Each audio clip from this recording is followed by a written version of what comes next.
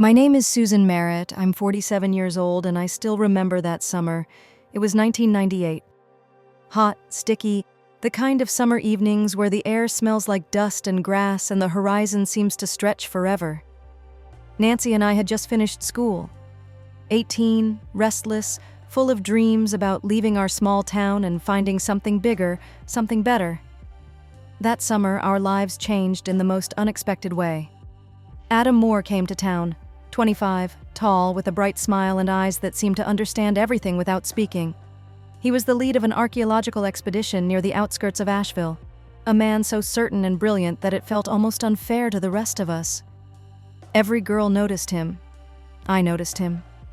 I remember the first time I saw him, leaning against the fence near the old quarry, studying the maps and plans in his hands. There was something about the way he carried himself, calm, unhurried, confident, that made him stand apart from the boys our age. I told Nancy almost immediately. "He's incredible," I whispered, watching him from the corner of the street.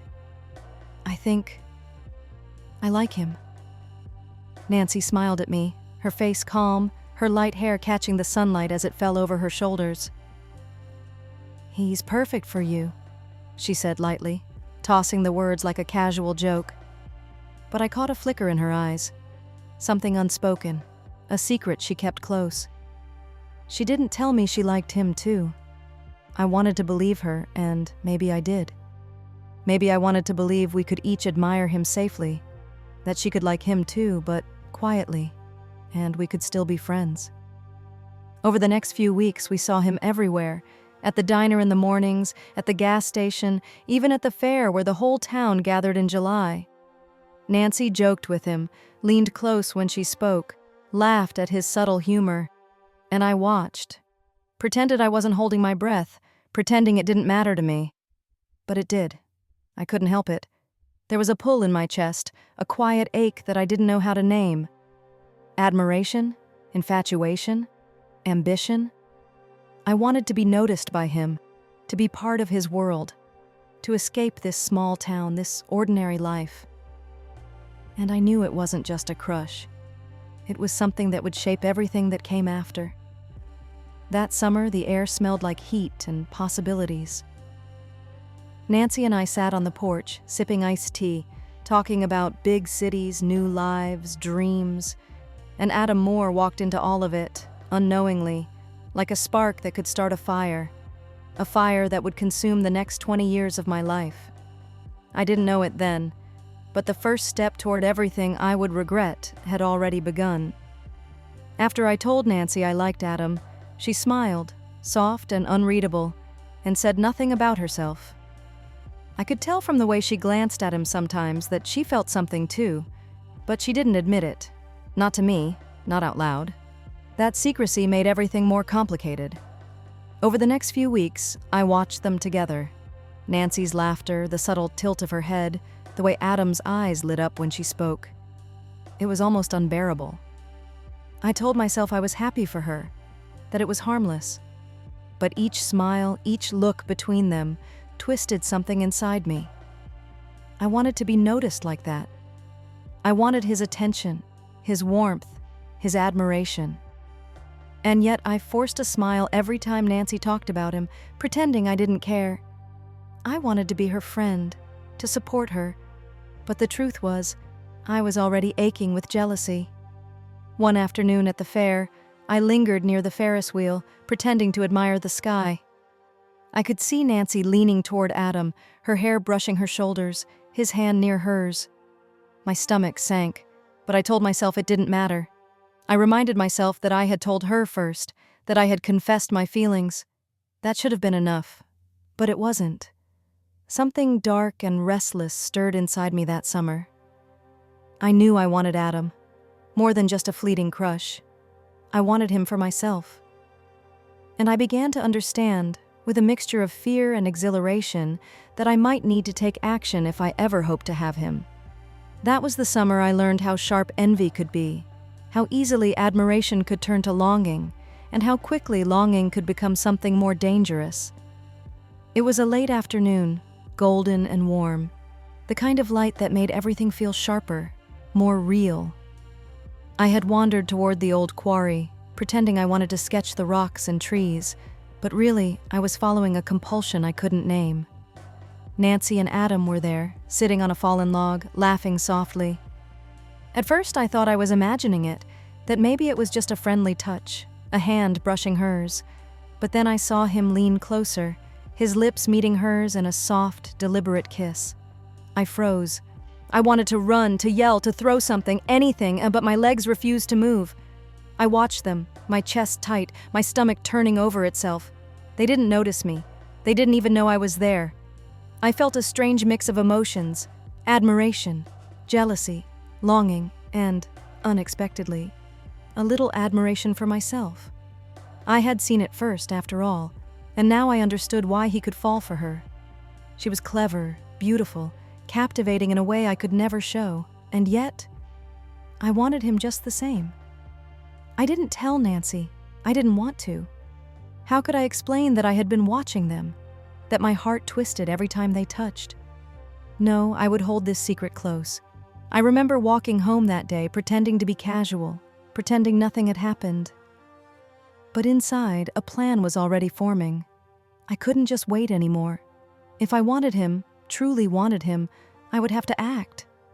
I told myself it wasn't just jealousy. I wasn't being selfish. I was protecting him. Yes, protecting him from Nancy, who might play with his heart and leave him broken. That was the story I started to tell myself. The justification I would later hold on to, even as everything unraveled. That afternoon, under the golden summer sun, the course of our lives quietly, irrevocably changed. I saw Adam alone one morning, leaning against the railing near the creek, maps in his hands and the sunlight catching the edges of his hair. My heart beat fast, part nervousness, part excitement. This was it, my chance. I had told Nancy I liked him, and I had seen them kiss. Now, I had to act. My hands shook, but I forced my voice to sound casual, friendly. "Adam," I said softly. He looked up, surprised, blinking in the morning light. "Yes?" His voice was calm, gentle, the kind of voice that made you feel safe even when your chest was about to burst. I just wanted to warn you," I said, biting my lip. "Be careful with Nancy.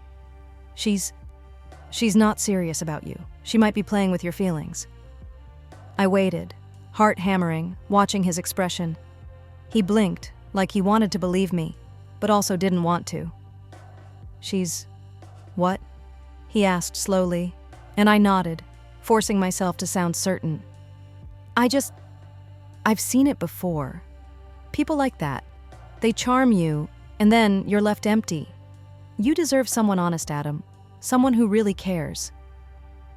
He was silent for a long moment. Then he nodded, looking down at the maps in his hands again, like he was weighing my words carefully. I think you're right. Maybe it's better if I step away for a while." And just like that, he was gone. Not from my life entirely, but from the small city where everything had started. I felt a mix of triumph and guilt. I had lied. I had manipulated him. But I told myself it was for his own good. And secretly, I told myself it was for me too. Over the next weeks, we began writing letters. Cheerful, light-hearted letters. I made jokes, teased him, shared little stories from my life in the small town. And slowly, I could feel him opening up to me. He began to trust me, to laugh at my silliness, to seek my company. Nancy didn't know. She stayed behind, quietly sad, and I could tell from the way she avoided my gaze that something was wrong. But she never said a word.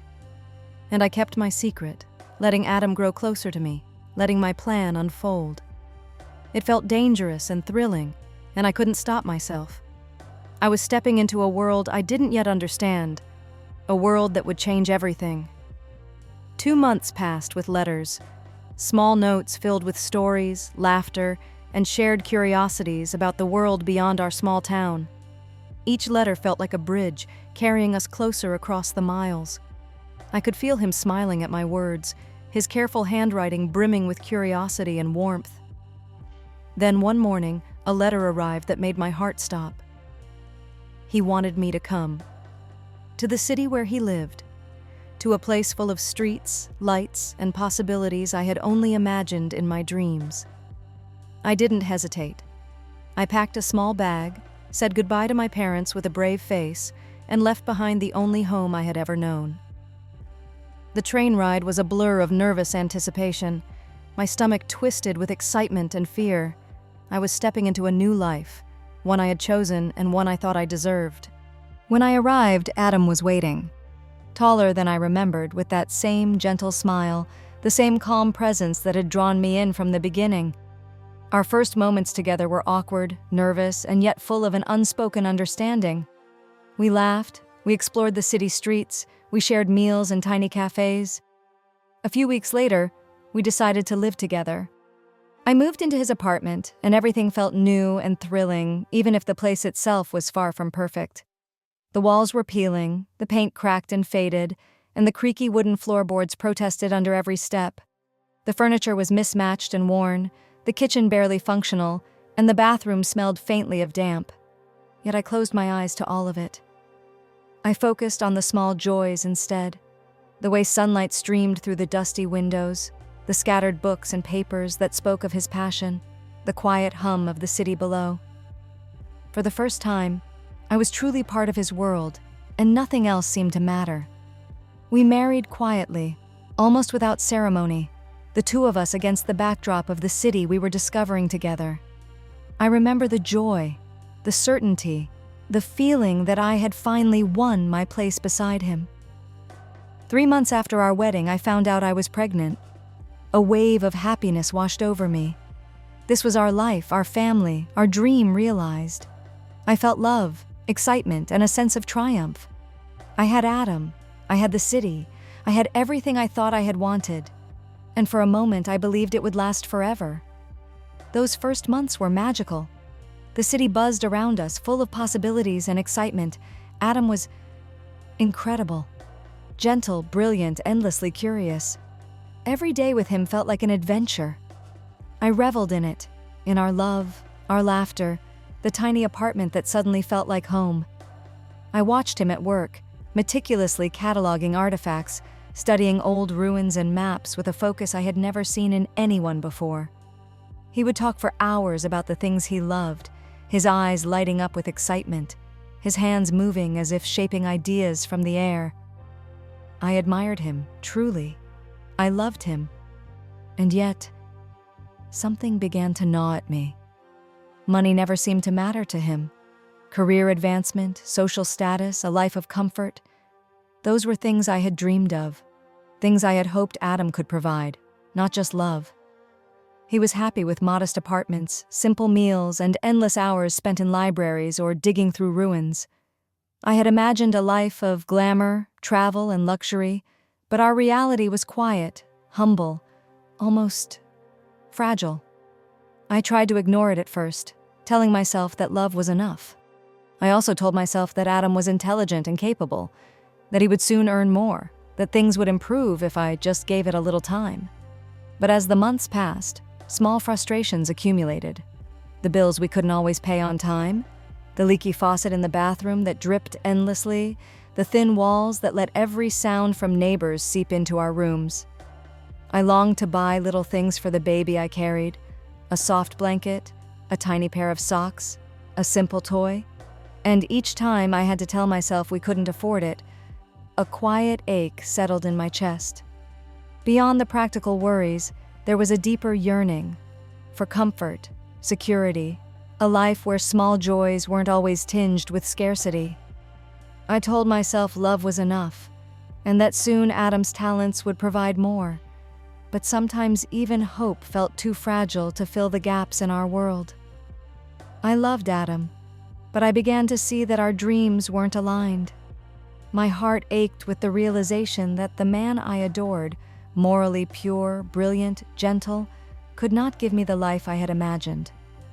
And slowly, a bitterness I didn't want to admit began to grow, hidden beneath laughter and smiles, waiting for the day it would burst out. For now, I told myself, I had Adam. I had love. That had to be enough. But deep down, I feared that it wouldn't be. When Hope was born, I felt a happiness I had never known. Tiny hands, soft hair, her first cry. It was as if the world had shifted, making room for something new and fragile, something that was mine and Adam's. For a while, nothing else mattered. Adam was devoted in his quiet, gentle way. He held her carefully, read to her in that soft voice of his, and marveled at her every small discovery. I loved watching him with her. I truly did. He was a good father, a good man. But the world we lived in was small, tight, and full of limits. Our apartment was modest. The streets were quiet but unforgiving. Every dollar mattered. Every unpaid bill was a weight on my chest. Adam's devotion to archaeology and his work meant long hours in the field, evenings lost to study, weekends spent cataloging artifacts. Money, career advancement, comfort. Those were things I craved, and he simply didn't care.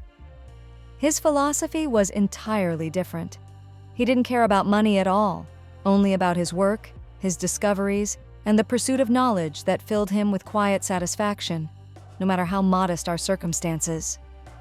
I found myself snapping at him over small things. Why hadn't he bought the baby a warmer coat? Why did he leave bills unpaid for weeks at a time? Why did he refuse to look for better-paying work or think of a future that wasn't rooted only in his studies? Adam would listen, calm, patient, sometimes apologetic, sometimes silent. And I would feel that mix of love and fury I was beginning to recognize in myself. I loved him, but I also resented him. Resented the life we had, resented his stubbornness, resented that my dreams of wealth and ease seemed impossible beside his simple devotion to his passion. There were nights I would lie awake, staring at Hope's crib, thinking about the life I had imagined, the love I had thought would carry me everywhere. And I realized with a sinking weight that love alone might never be enough. Those first years of parenthood were bittersweet, a dance of joy and frustration, of laughter and quiet tears. And I knew, even then, that the real challenges were only just beginning.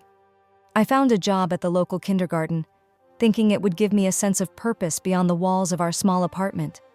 The children were sweet, bright, and curious, and sometimes their laughter lifted the weight in my chest. Hope came with me each day, a little bundle of energy with Adam's eyes and my stubborn streak. Watching her interact with other children brought me moments of quiet joy, but it also reminded me of everything I felt I was missing. The work itself was simple, repetitive, but it kept me occupied.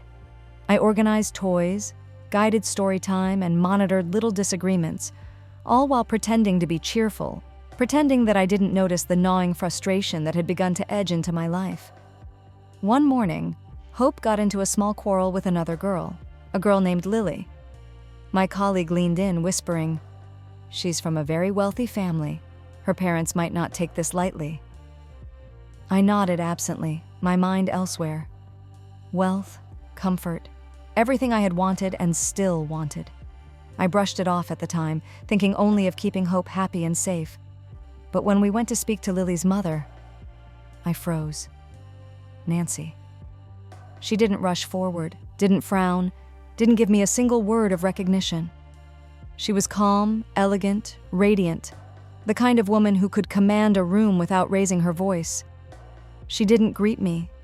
She simply discussed the incident with quiet authority, explaining that Lily would be transferred to another kindergarten, calmly resolving the conflict without raising her tone. And then it hit me, like a sudden, icy wind, that Lily was Nancy's daughter. The same Nancy who had kissed Adam all those years ago. The same Nancy I had watched in secret, the one whose life I had envied from afar. She had built the life I had wanted, married a wealthy man, and created a world of comfort and ease that I could barely imagine. I left the kindergarten that day feeling a storm of emotions I could barely name: anger, regret, envy, and above all, a gnawing, bitter sense of injustice that somehow all my efforts, all my sacrifices, had only brought me to this modest, struggling life, while Nancy thrived quietly, untouchable. When I got home, Adam noticed my silence immediately.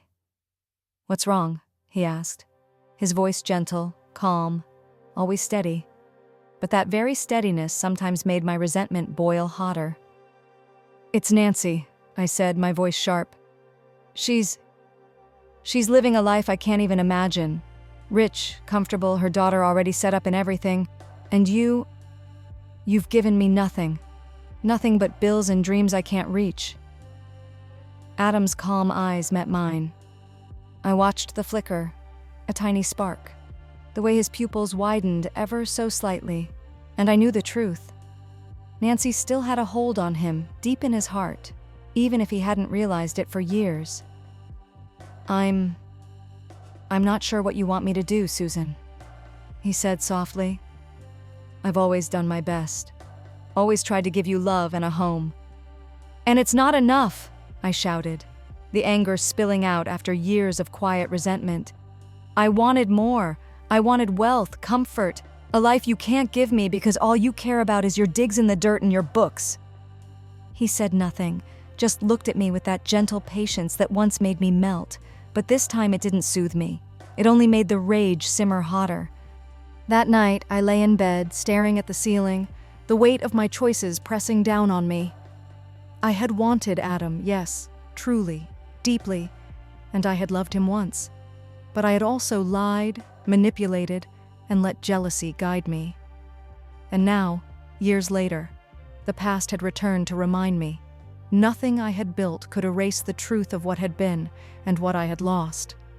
I had Adam, but I didn't have the life I had imagined, and I knew somewhere deep down that my bitterness was only beginning. The years slipped by slowly, like wet sand through my fingers. Each day felt heavier than the last. Adam continued his work, devoted entirely to archaeology, excavations, and research. He was brilliant, kind, morally pure, everything I had once admired, but utterly blind to the life I craved. I tried to keep myself busy, to maintain the facade of happiness, but our modest apartment, our meager earnings, and his single-minded devotion to his work became a daily source of frustration. Every small argument became explosive. Every unpaid bill, every postponed purchase for hope, every weekend spent in quiet study rather than in adventure or comfort, chipped away at my patience. I had chosen Adam, thinking he could give me the life I dreamed of, that love alone would be enough to carry us. But as the years passed, I realized how naive I had been. He gave me love, kindness, and devotion, but none of the wealth, security, or social standing I had once craved. Hope grew amidst the tension, her laughter and energy a fragile shield against the storm at home.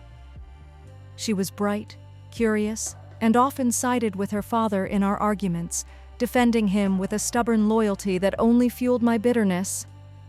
I saw in her eyes the same gentle adoration I had once felt for Adam, and it made me feel both proud and painfully resentful. Sometimes, late at night, I would sit with a glass of wine in my hand, staring out the window, wondering where my life had gone wrong. I had wanted love, wealth, adventure. I had chosen Adam, believing he could give me all of that. But love, I realized bitterly, was not enough when the world demanded more. And so we continued, day after day, trapped in a cycle of quiet resentment, small joys shadowed by larger disappointments, our daughter caught in the crossfire of a marriage that had begun with deception and had slowly withered into dissatisfaction. I loved Adam. I always had. But I hated the life we lived, and I hated myself for the choices that had brought us here. 18 years, 18 long, tense, exhausting years. I had watched Hope grow into a young woman, bright, curious, and stubborn, much like her father, gentle and loyal, yet fiercely independent. She had grown up amidst our constant arguments, our quiet bitterness, and my endless dissatisfaction. Somehow, she had come through unbroken, shielding herself from the worst of our conflicts. And yet all the cracks I had ignored for years finally widened beyond repair. Adam, my once patient, calm, morally perfect man, had reached his limit. One evening he simply told me, "I can't do this anymore, Susan. I've had enough. I'm leaving." No shouting, no tears, just quiet, firm words. And that quietness hurt worse than any argument could. I felt my heart shatter, the weight of decades pressing down on me all at once. The man I had loved, manipulated, and kept by my side through lies and ambition was walking out of my life, leaving me behind in the small, cold apartment that had become our home. Hope was stunned, but she didn't cry. She simply looked at him with the same steadfast loyalty that had carried her through all my bitterness, and in that look I realized the truth. She would always side with him. Always. I tried to hold on to him, tried to argue, to plead, to remind him of our life, of hope, of everything we had shared. But his mind was made up. And in that moment, I understood something I had always feared. Adam had never truly belonged to me. He had been mine only as long as the circumstances allowed. And now, the past, the choices, and the truths I had buried were catching up with all of us. I was left with a broken home, a daughter who now seemed distant, and a life that felt impossibly empty. Wine became my companion, my solace in the quiet evenings, a liquid reminder of the warmth and courage I had once thought I possessed. I drank not to forget, but to feel something other than the cold ache in my chest. I had loved Adam. I had chosen him.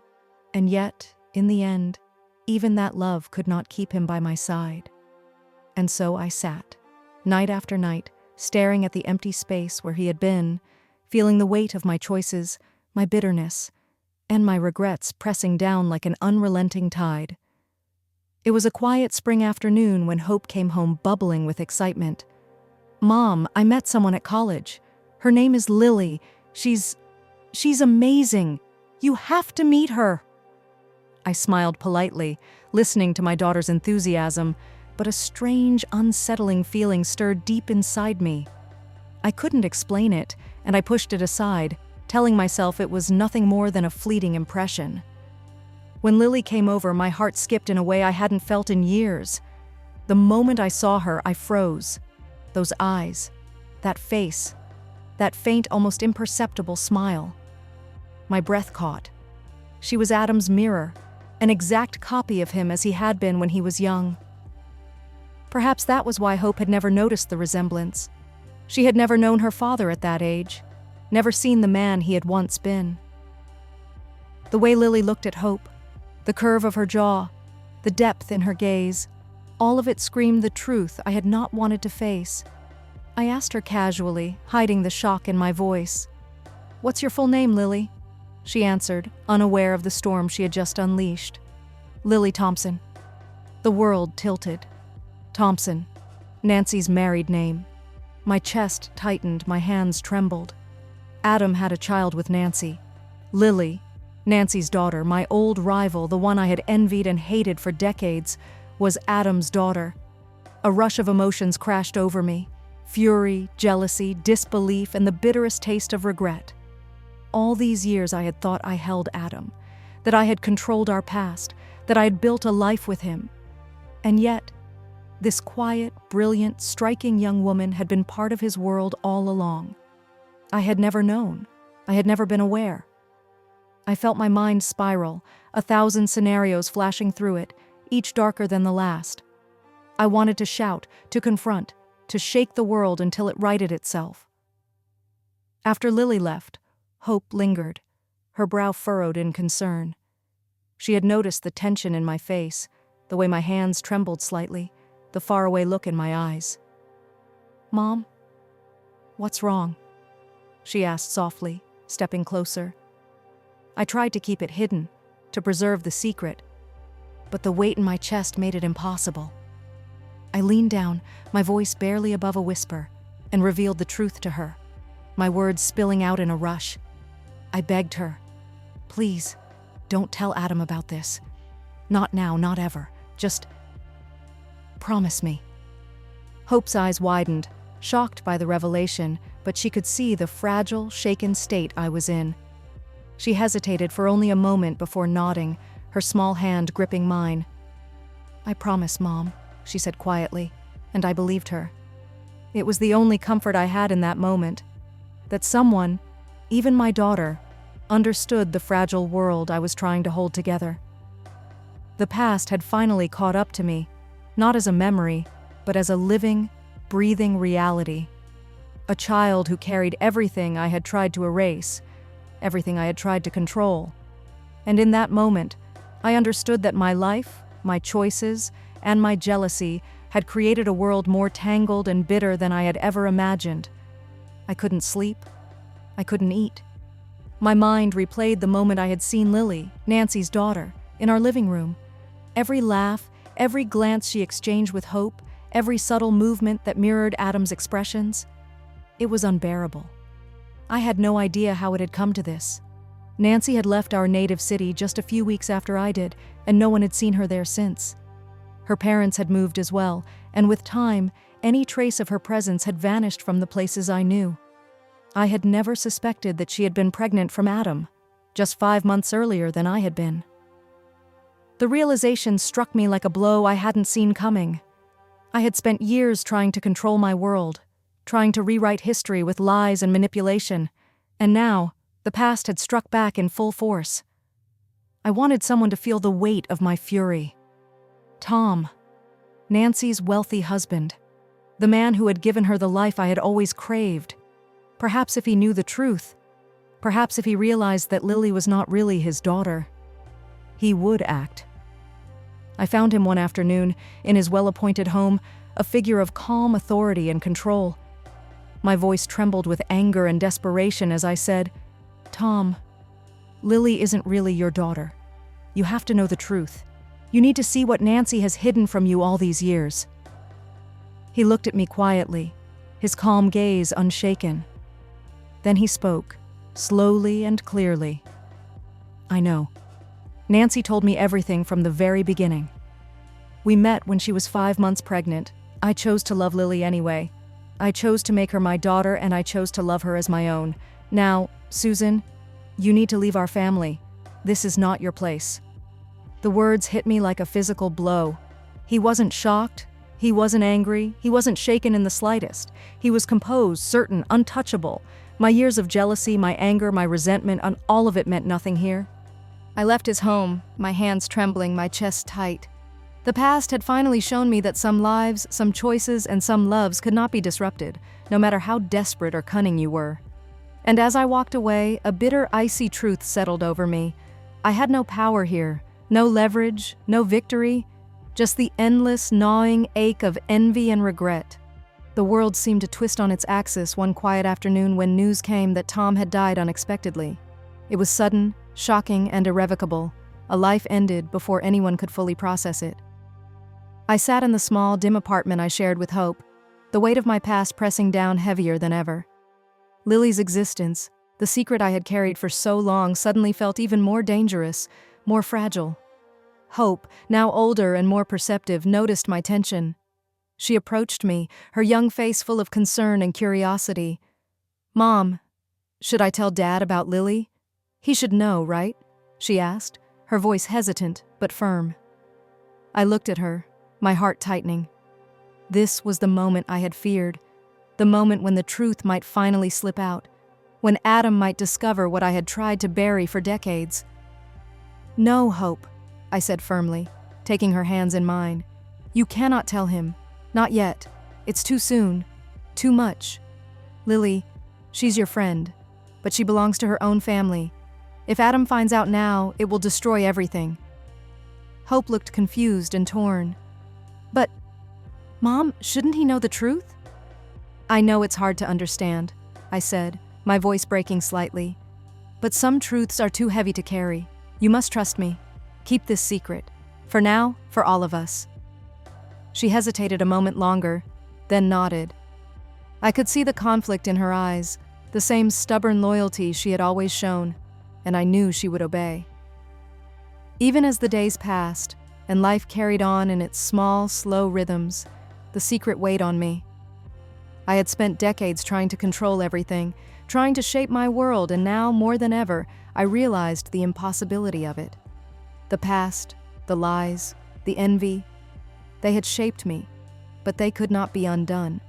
And so I held my daughter close, whispered reassurances she did not fully understand, and prayed that the fragile balance I had maintained for so long would not shatter entirely. It had been over a year since Adam left me. The apartment felt emptier than ever, and wine had become my quiet companion on nights I could not bear the silence. Hope was at university now, growing into her own life, and I tried to keep a semblance of calm around her. I didn't expect the past to confront me again, not so directly, not so quickly. One spring afternoon, Hope invited me to the university campus for a parents' event. I had agreed half-heartedly, expecting nothing more than the usual polite greetings and brief glances at her life outside our home. And then I saw them. Nancy, calm, composed, radiant, a woman untouched by time, as if the years had polished her into a vision of poise and elegance. She was standing near the entrance, speaking with ease to some of the faculty, her presence commanding attention without a single raised voice. My heart tightened. Memories I had long tried to bury surged up, sharp and unrelenting. Adam. All those years, all those choices, all the lies I had told to hold him near. And now, here he was, standing near her, and the truth I had hidden was about to be laid bare. I watched from a distance as Adam approached her cautiously, almost hesitantly. They spoke in low tones, but I could see the flickers of recognition in his eyes. I saw the tension, the hesitation, the pull between them. Decades of love, regret, and unspoken longing tangled into the quiet moment. And then he saw her. Lily. My breath caught in my chest. Those eyes, that familiar tilt of her head. Every subtle gesture, every expression, all of it mirrored Adam so perfectly that I could not look away. He froze. The conversation with Nancy paused. His gaze held Lily's, and in that instant, he understood. She was his daughter. His expression shifted, a mixture of shock, awe, and an emotion I could not name at first, a fierce, protective love that had lain dormant all these years. Nancy spoke softly, her voice steady, calm as ever. Yes, Adam, she's yours. She has always been yours. The words hit him like a jolt of electricity. I could see it in the way his body stiffened, the way his eyes softened, the trembling of his hands. All the years, all the distance, all the pain, it converged in that moment, making him whole in ways I never could. I looked away, unable to bear the scene. The daughter I had kept in ignorance, the man I had loved and manipulated, and the woman I had envied for decades, all converging in one simple, devastating truth. I didn't speak. I couldn't. I only watched as a chapter of my life, the one I had tried so hard to control, slipped away into someone else's hands. After that day at the university, the world I had tried so desperately to control crumbled completely. Adam, my Adam, was no longer mine. He was with Nancy now, rediscovering a love that had never truly died. He became close to Lily immediately, learning her habits, her quirks, her laughter that mirrored his own. Watching him with her was a mixture of awe and pain. That love, that gentle devotion, that quiet, moral purity I had once admired, it had always belonged elsewhere. Adam and Nancy fell back into one another naturally, as if time had folded itself neatly into the moment they had always belonged together. The wealth, the security, the life I had longed for was now theirs, and I was left to witness it from the sidelines. Hope moved with Adam to their luxury home, adapting quickly to the comfort and ease that had always eluded us. I watched from a distance as she grew closer to Lily, forming a bond that was innocent, genuine, and filled with the love I had always wanted for her. I envied them, envied their laughter, their lightness, the way the past had been forgiven and forgotten. And me? I was left behind, alone, bitter, a shadow of the woman I once had been. Wine became my constant companion, a soothing, numbing friend in the quiet nights when the echoes of my choices haunted me. I thought of the life I had wanted, the ambitions I had chased, the man I had tried to keep. All of it had slipped through my fingers. The warmth, the love, the family I had envisioned. It belonged to another world now, one I had helped shape only to be cast aside from it. I sit in my empty home, staring at the window, glass in hand, reflecting on decades of mistakes, of jealousy, of ambition turned sour. I had done what I had to, I tell myself, but the cost was higher than I ever imagined. Everyone always judged me, but none of them had to live my life. And now, at the end, I can only breathe in the quiet, sip my wine, and accept the bitter truth. The world I wanted, the life I had dreamed of, was never meant for me. Resigned, weary, and yet still alive, I let the evening settle around me. The past, with all its love, lies, and regrets, remains with me, a constant companion, unyielding and undeniable.